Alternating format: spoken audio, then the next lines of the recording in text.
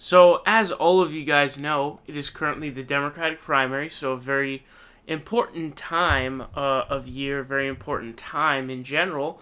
And so, what I'm going to be doing here is I'm going to be updating you on a couple of things here. Going to be looking at a couple of interesting things. Those interesting things will contain looking at Bernie Sanders' third quarter of 2019 record breaking numbers, as well as it looks like Bernie's campaign is starting to throw out little bits where they're trying to distinguish themselves from Elizabeth Warren. And we're going to get into that in a second here as well. In addition to that, we're also going to look at the Kamala Harris campaign continuing to trend down. All right, it's really getting bad for Kamala Harris, folks, because last time we did a video, I was shocked because I didn't know how low she had gotten. She's managed to continue the slump and keep going lower to the point where she's pretty close to Andrew Yang. She's like a point off from Andrew Yang, so she's no longer a top tier candidate. Her campaign is completely gone. It's totally in the water. It's donezo. Before we jump into that, I want to let you guys know I'm over on Patreon. Patreon.com/TheProgressiveVoice. If you go over there and become a patron, you get access to a bunch of patron-only content. Post a video on, what will Nico House do after Tulsi drops out, some Ben Shapiro, Dave Rubin stuff, etc., etc. A bunch of good content over there. You definitely don't want to miss out on it, so make sure to go become a patron. Patreon.com/TheProgressiveVoice. Link to that will be in the description box down below. So as I mentioned a second ago here, Bernie has announced his massive $25.3 million third quarter fundraising haul. So, this CNN article says, Senator Bernie Sanders raised more than $25 million over the past 3 months, his campaign said Tuesday morning. The haul, up more than $7 million from his second quarter total, underscored Sanders' continued strength with small donors. The campaign announced last week that it had received contributions from more than 1 million people. This is where it seems like the Bernie campaign is starting to try to make itself distinguished from the Elizabeth Warren campaign. It says, quote, Bernie is proud to be the only candidate running to defeat Donald Trump, who is 100% funded by grassroots donations, both in the primary and the general, Sanders campaign manager Faiz Shakir said in a statement celebrating the new figures. So, obviously that only applies to one person because everyone else is, not taking funded, is not funded by grassroots donations in the primary. The only other person, is Elizabeth Warren. I guess Tulsi Gabbard as well, or maybe Andrew Yang, but those candidates are irrelevant. I don't even really include them in this situation. But there's no major candidate who is, not doing those Hamptons fundraisers and, just going in the Hamptons to make a bunch of cash in those fundraisers. So the only person that really applies to Elizabeth Warren is Elizabeth Warren. Now, as you guys know, Kyle Kulinski definitely has some sort of connects with the Bernie campaign. That's how he was able to get Joe Rogan on, Bernie Sanders over on Joe Rogan, and how, he got Bernie Sanders on his show, obviously. So he's obviously got some sort of input that they might be listening to from time to time. And as you guys know, Kyle Kulinski was basically advocating like, hey, it's probably a good idea for Bernie to start to make these sort of distinguish himself from Elizabeth Warren. Now, you don't have to go in a full throttle, like go after her, but just sort of put out, little quotes here and there where it's basically, this is how I differ. So, for example, here, where it's like, oh, Elizabeth Warren's like, I don't believe in unilateral disarmament. Does that mean she's going to be doing big dollar fundraising in the general election? Like, that's pretty significant, pretty serious, right? So, my opinion on that previously was kind of like, okay, I think it's a bad idea. The media would spin it if he does that, and it's kind of useless. They don't share the same voter sort of basis. Now, I may have swayed a little bit on that. I think I'd be open to the idea of Bernie starting to do comments like this, is what I would say. But I have to tell you that I find it still to be, I'm still a bit skeptical of this, because really, how likely do you think it is Bernie will pull any voters from Warren's base?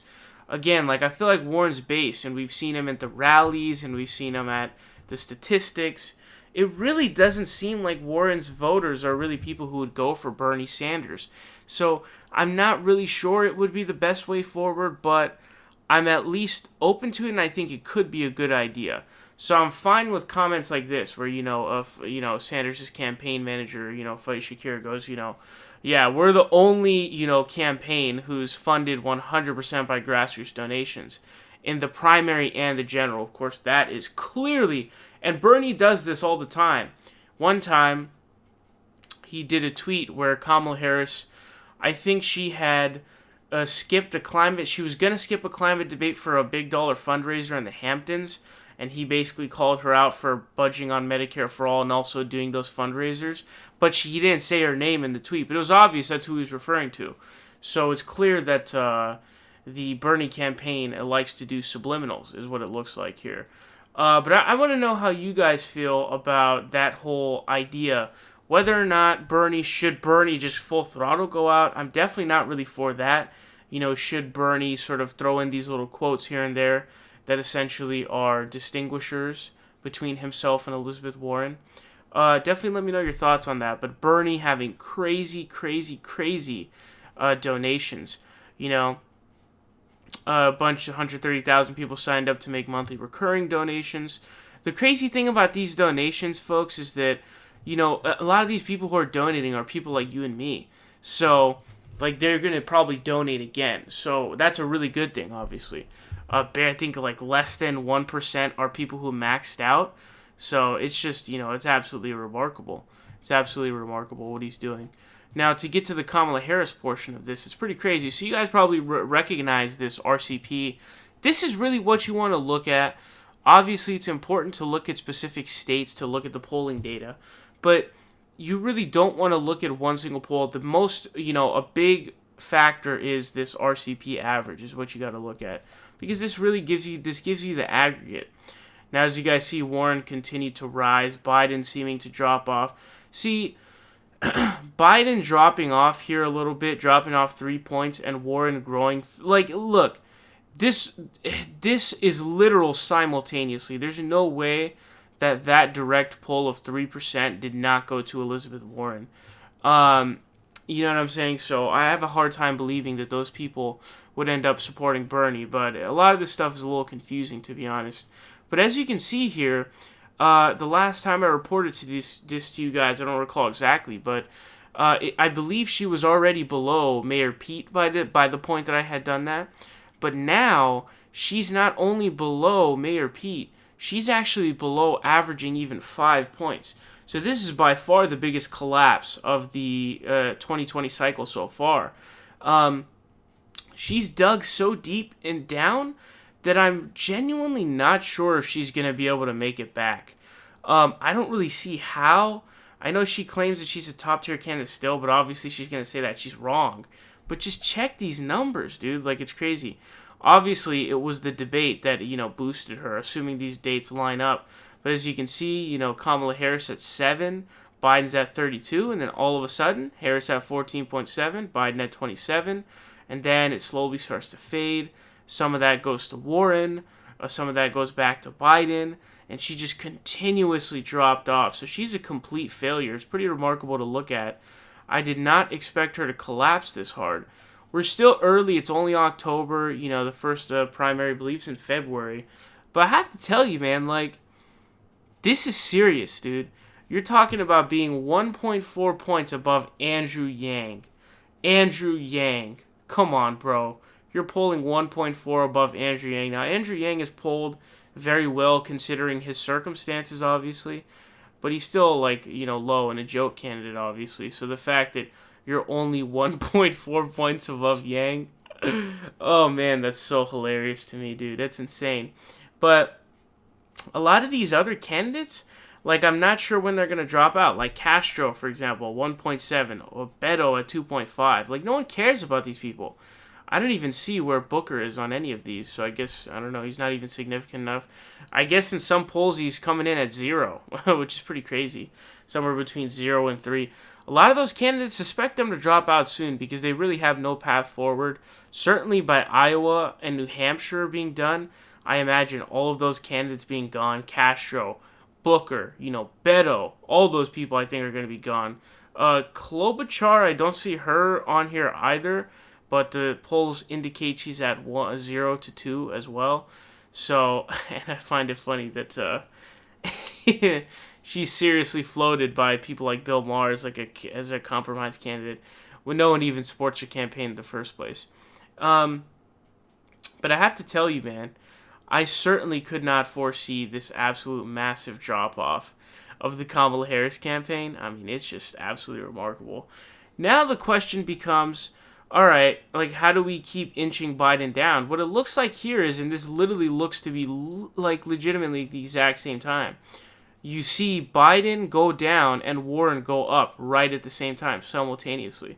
So that leads me to believe that little jump that she had is from Biden voters.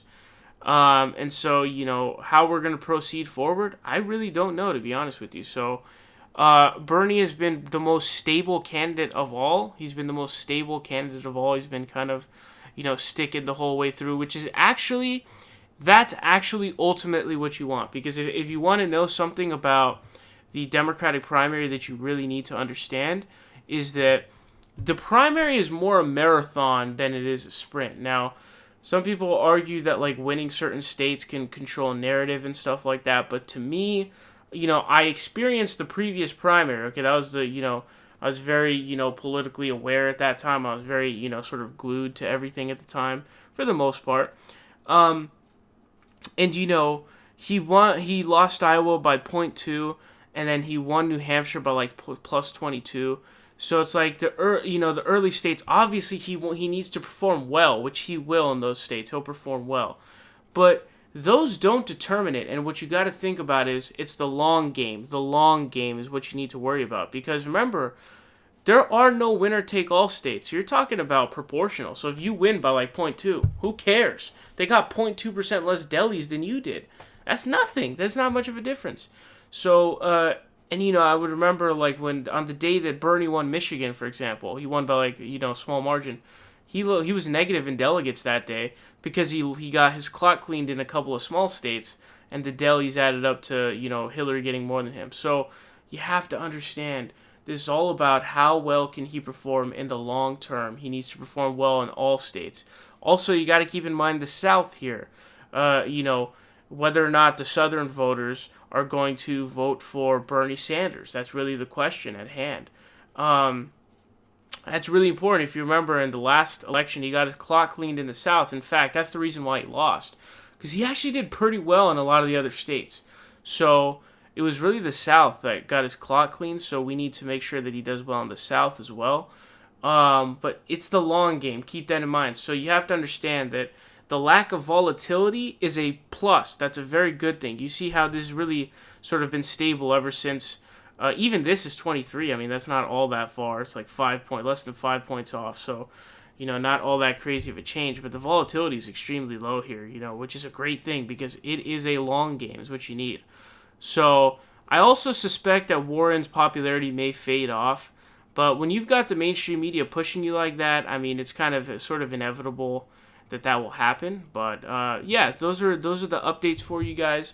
Let me know your thoughts on Bernie's campaign sort of distinguishing itself from Elizabeth Warren. I guess you can you could be happy about Kamala Harris's campaign just completely being in the dirt.